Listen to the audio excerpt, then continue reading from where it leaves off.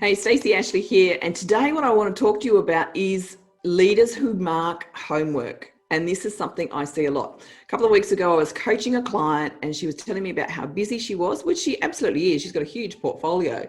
But when we started to look at where is her time going, it became evident that a lot of her time was actually spent reviewing her team's work. So they would give her a piece of work, she would review it, she would go back with comments, then they would do a little bit of work on it and resubmit it to her, and then she would review it again, and she'd put more comments or thoughts on it, and then they would, she'd send it back and they'd do another revision and it would come back to her. And it's just this cycle of effort that it's not the effort that she should be focused on.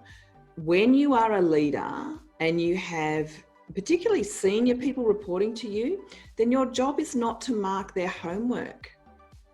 Right?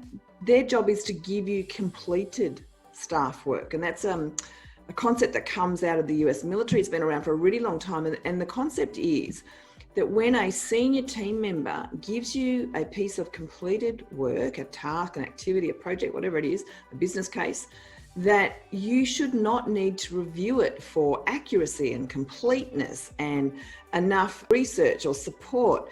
Or to make sure the recommendations are okay. You should know that that work is completed and simply be able to endorse it so that it can go to the next level, maybe the CEO. And so that's what you need to be creating for your teams, the expectation that their work needs to be finished when it gets to you, not the expectation that they'll give you a piece of work that's not ready to be submitted yet, and that you will mark it and that you will tell them all the things that they need to do to actually complete the work. But that is not your job.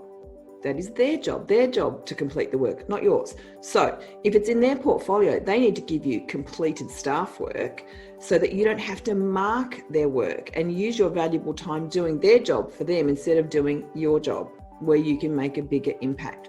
So you need to mentor them so they've got the knowledge.